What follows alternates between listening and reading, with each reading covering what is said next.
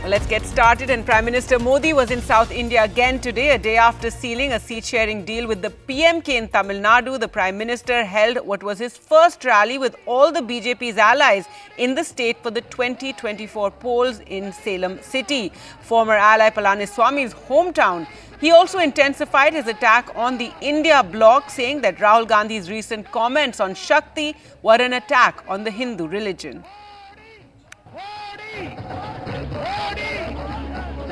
Prime Minister Modi's roadshow at Palakkad to improve the BJP's prospects in elusive Kerala, where his party's vote share has dwindled between 2019 and 2021. In this Congress-held constituency, once a CPM bastion, the Saffron Party had come third the last time. Modi's next stop, Salem in western Tamil Nadu, his former ally, the AIADMK's bastion. This is his third campaign in the region in 3 weeks, including his roadshow in Coimbatore, where the BJP has a stronger presence. The strategy is to breach the Dravidian party's stronghold, to expand the BJP's negligible presence in Tamil Nadu. With Ramadasa's PMK, which has a 5% vote share, finally joining hands, the Salem rally showcased NDA leaders from several smaller parties. Continuing his development plank, Modi pitched his target for 400 seats. BJP और मोदी को, NDA और मोदी को ये जो जन समर्थन मिल रहा है, इसने डीएम की सरकार की नींद उड़ा दी है, नींद उड़ा दी है। अब तमिलनाडु ये डिसाइड कर चुका है कि 19 अप्रैल को एक वोट बीजेपी को जाएगा। Modi took on the ruling DMK that swept the 2019 polls on corruption and family politics and intensified his attack on the India alliance, saying Rahul Gandhi's recent comments on Shakti were an attack on Hindu religion.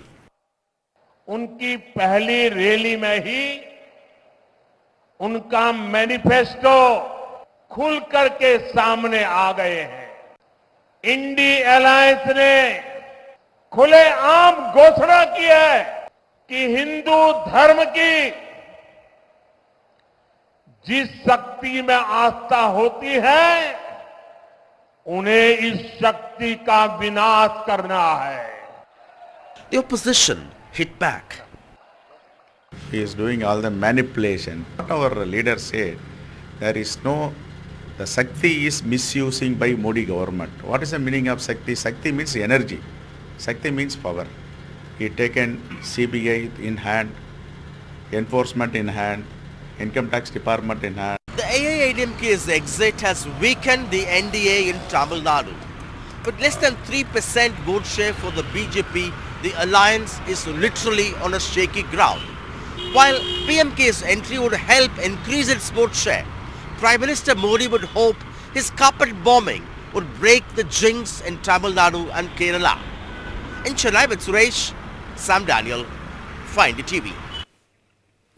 Meanwhile, the NDA is expanding itself. The BJP has reached out to Uddhav Thackeray's estranged cousin Raj Thackeray to resurrect his Maharashtra Nav Nirman Sena or MNS from political oblivion and pose a challenge to the Thackeray Shiv Sena.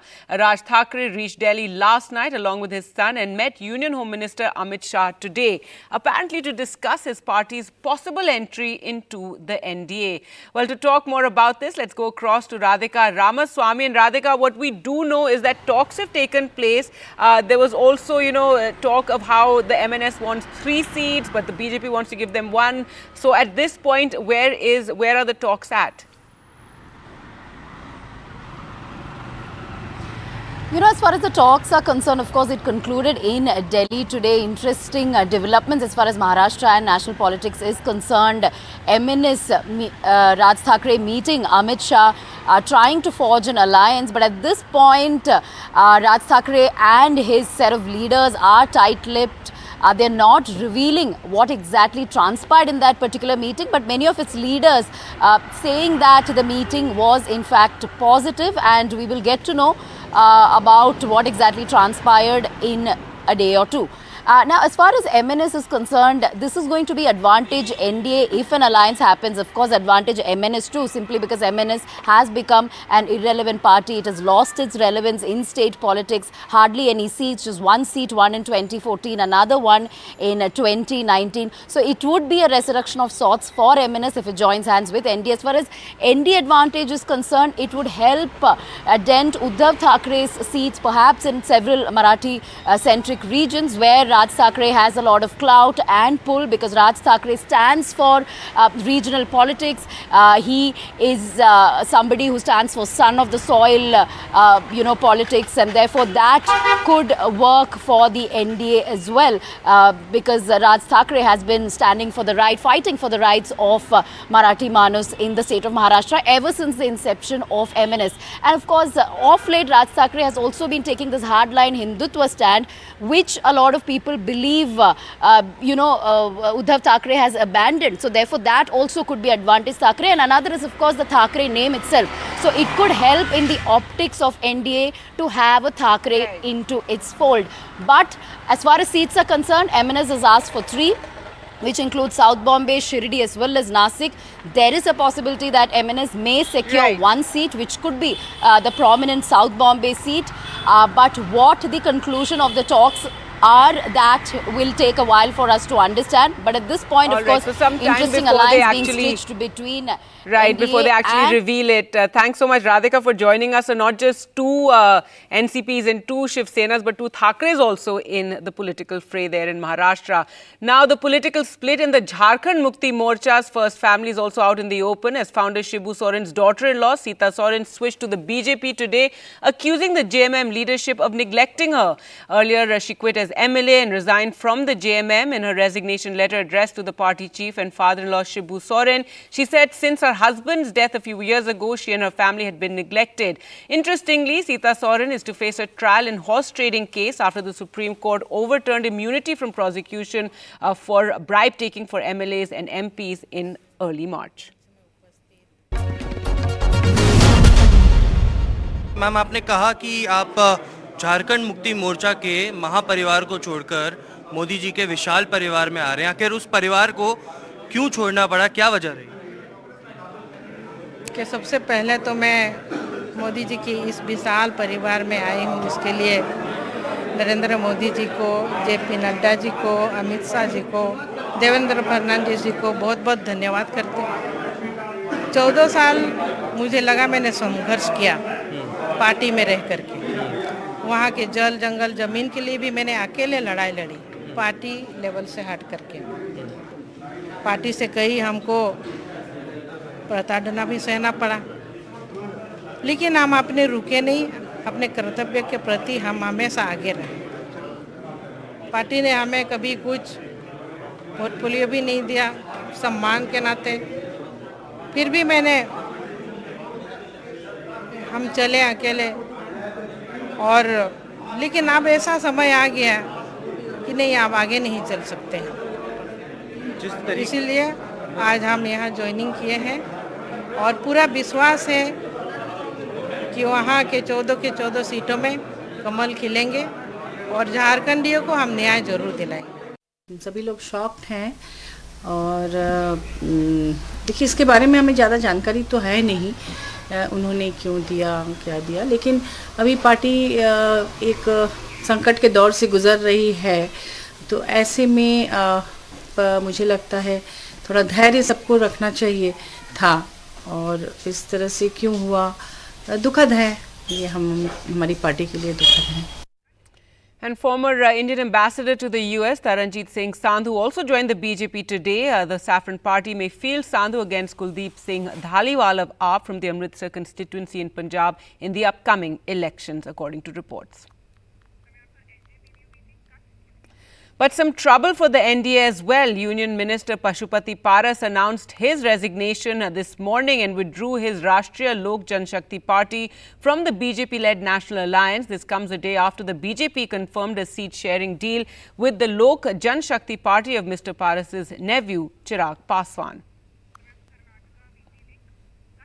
And some trouble in Karnataka as well after K.S. Ishwarappa, now another leader of the BJP in Karnataka, has made his displeasure known to the public. TV Sadanand Gowda, former chief minister who had earlier announced his retirement from electoral politics, claimed to have been persuaded to make a comeback only to end up being humiliated at the last minute. Are the BJP's decisions in the state triggering further resentment? Pratibha Raman reports. Rebel and ally worries continue to trouble the BJP in its southern bastion of Karnataka. Key party faces disgruntled by denial of tickets like former Chief Minister Sadananda Gowda and former Deputy Chief Minister K.S. Ishwarappa have already made public their discontent. While Ishwarappa is contesting as independent, Sadananda Gowda had called for a press conference this morning to announce his plans, but cancelled it after intervention of some senior party leaders. The incumbent Bengaluru North MP had made public his disappointment yesterday. ನನಗೆ ಅದರ ಬಗ್ಗೆ ಪೂರ್ತಿ ಮಾಹಿತಿ ಇದೆ. ನಾನು ಚುನಾವಣಾ ರಾಜಕಾರಣದಿಂದ ದೂರ ನಿಲ್ಲಬೇಕು ಅಂತ ಹೇಳುವಂತವನನ್ನ ಎಳೆದು ತಂದು ನೀವೇ ನಿಲ್ಲಬೇಕು ಅಂತ ರಾಜ್ಯದ ಎಲ್ಲ ಪ್ರಮುಖರು ಹೇಳಿ ಕೊನೆಯ ಹಂತದಲ್ಲಿ ನನ್ನ ರಕ್ಷಣೆಗೆ ಬಾರದೆ ನನಗೆ ಒಂಚೂರು ಮುಜುಗರ ಉಂಟು ಮಾಡುವಂತ ಕೆಲಸ ಕಾರ್ಯಗಳನ್ನು ಮಾಡಿದ್ದಾರೆ. ಯಾವ ತೀರ್ಮಾನ ತಗೊಳ್ಳಬೇಕು ಯಾಕೆಂತ ಹೇಳಿದ್ರೆ ರಾಜಕಾರಣದಲ್ಲಿ ಏರುಪೇರುಗಳು ಮುಜುಗರಗಳು ಇದು ಸ್ವಾಭಾವಿಕ. ಆದರೆ ತಿಳ್ಕೊಂಡು ಸ್ವಾರ್ಥಕ್ಕಾಗಿ ಯಾರನ್ನೋ ಬಲಿ ಕೊಡುವಂತ ಕೆಲಸ ಕಾರ್ಯಗಳನ್ನು ಮಾಡಿದಾಗ ಮನಸ್ಸಿಗೆ ನೋವಾಗುತ್ತೆ. ಎ ಪಾರ್ಟಿ ವಿತ್ ಡಿಫರೆನ್ಸ್ ಅಂತ ಹೇಳುವಂತದ್ದರಲ್ಲಿ ಏನು ಉಳಿದಿಲ್ಲ ಕರ್ನಾಟಕ ರಾಜ್ಯದ ನಮ್ಮ ಪಕ್ಷದಲ್ಲಿ ಅಂತ ಹೇಳುವಂತದ್ದು ಮನಸ್ಸಿಗೆ ನೋವು ತಂದಿದೆ. ಇದರ ಬಗ್ಗೆ ನಾಳೆ ನಾನು ಎಲ್ಲವನ್ನೇ. But the bigger worry for the BJP is its ally JDS, which seems keen to contest the Kolar seat, a seat won by the BJP in 2019 as the third seat in these polls. It's made its demand in public now, and that puts the BJP in a spot. Further, party leader and former CM H.D. Kumaraswamy's son, Nikhil Kumaraswamy, who lost the Mandya seat in 2019, hinted that he may be the candidate and not his father in these Lok Sabha polls. We are a regional party and we need to gain respect among our party workers also. So we are asking not more than 3 seats, to be honest, and the 2 seats have already been cleared. The BJP though says it will iron out all the issues within and with its ally. It is Sadanand Gowda ji himself who declared that he is not going to contest next Lok Sabha election. Meanwhile, party has already taken a stand and also declared candidate for Bangalore North Lok Sabha constituency. We are in touch with Sadanand Gowda ji. We are confident he definitely will be with BJP because he is our former chief minister. With resentment brewing within the party, BJP veteran B.S. Yediyurappa and his son B.Y. Vijayendra are in Delhi to iron out differences, overcome hurdles and smoothen the prospects of the party ahead of the Lok Sabha election. Will it work? With camera person Govind, Pratibha Raman in Bengaluru for NDTV. Now to Manipur, where although the spell of violence has ebbed, but the challenge for the Election Commission is to hold the polling for the 2 Lok Sabha seats there, as thousands of people are still away from their homes, languishing in relief centres. Ratnadeep Chaudhary with this ground report.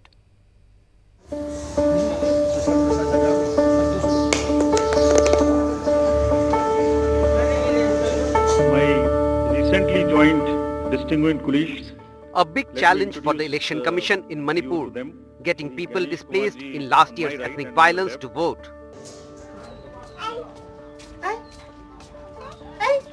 Nangthaibi Mutum and her family have been displaced from Manipur's Churachandpur since May last year. They have been living 60 kilometers away at this relief camp at state capital Imphal, with no certainty of when they will be able to return. Like Nangthaibi, thousands of Manipuris, both Meiteis and members of the Kuki-Zo community who are voters of the 2 constituencies of Manipur are displaced.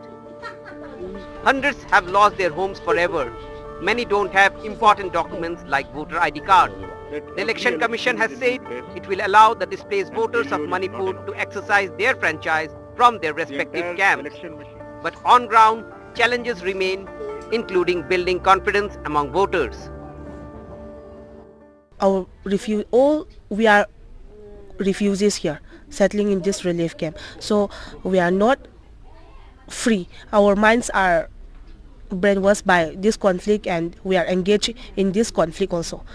I think the government has not given our full rights about the election, because even if they consider a special polling booth for us, we do not have the heartwarming of choosing representative of our Manipur.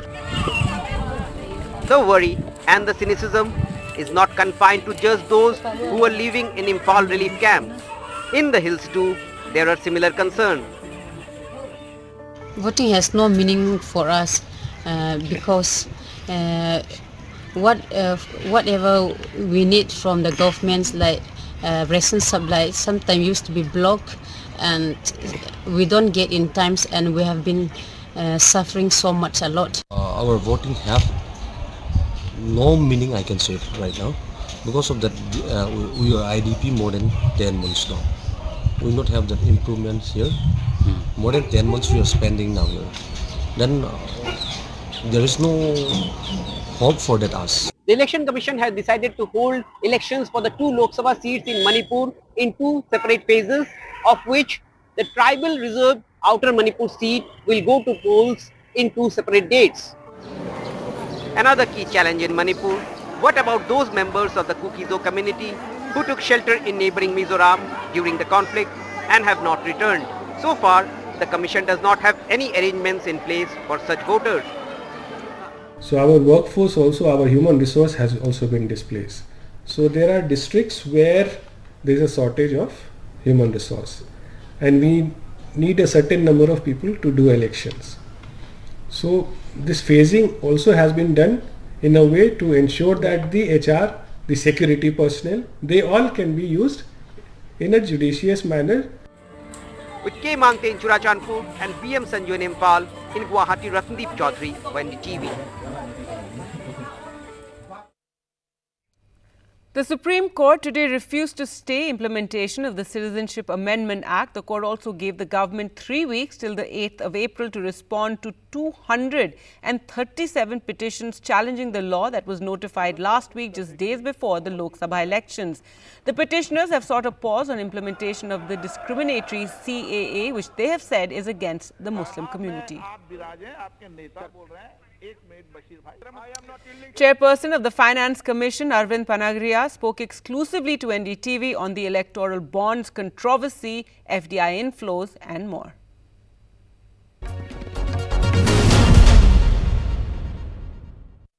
What are the big changes you see post-July or post-June when you have elections, and then in July the first budget that the new government will present after us? Because we're lagging on indicators like FDI inflows, a lot of FPI investments also sitting on the sidelines. Do you see these aspects turning tide in the second half of the year from the Indian perspective? Yes, I think, Tamanna, that should turn around. We didn't talk about FDI, but FDI has been tepid in the first 6 months of the current fiscal year. Part of it, of course, is explained by the fact that FDI flows have themselves slowed down because of the rise that happened in the interest rates around then. We are talking about the first 6 months of the current fiscal year. But this needs to turn around, and it's very probable that even though the general mood is that the Prime Minister is coming back, investors may still want to see it happen, and so perhaps we will see that turnaround. Election is not very far away now. 4th of June we will all know what the outcome is. And that, I think, should clear up any doubts or uncertainties that are in the investors' minds. You know, since we're talking about what the next government is expected to do, we are in election season. I have to ask your view about the whole electoral bonds business.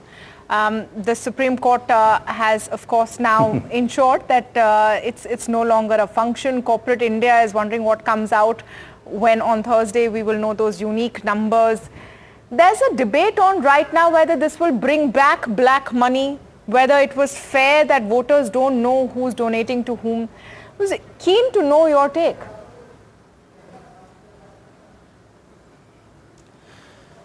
Well, this is going back to the days when these bonds were introduced and Mr. Arun Jaitley was the finance minister.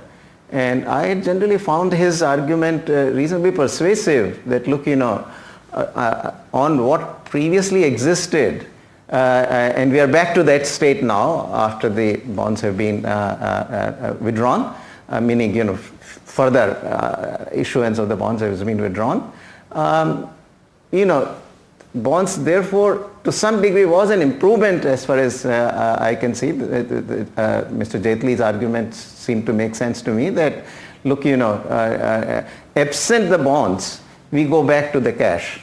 And the bonds were an attempt to solve that problem, that at least, this would persuade, this would encourage the corporations to report what they are donating. So to that extent, even though that is only half transparent, the bonds would reduce the role of black money. This will all be, any money that comes through the bonds. Now, can this lead to a situation in which we get transparency on both sides so that who donated to whom and how much? That will, of course, be ideal. But I think that still looks to me like for the time being it's a bit of a distant possibility. Now, heart-wrenching story from Madhya Pradesh's Shivpuri. In order to save a 2-year-old from a rare disease called Spinal Muscular Atrophy, Krishna's parents have to pay 16 crore for an injection, and coming as they are from a middle-class family, this is way beyond their means. So do help out if you can. On your screens, we have the bank account details of the parents. This injection is to be gotten from abroad, and that's why it's so expensive. It's the only thing that can save this child.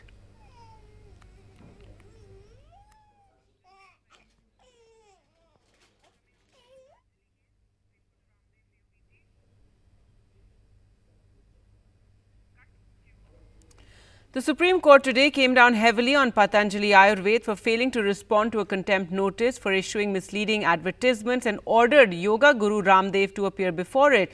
The bench also summoned Patanjali Managing Director Acharya Balkrishna. The Supreme Court last month had pulled up Patanjali for prima facie violation of its assurances about its products and statement claiming their medical efficacy. Max Essay winner Sonam Wangchuk has been sitting on a satyagraha for 13 days now. He says that the people of Ladakh are angry and want certain protections for their natural heritage from the centre.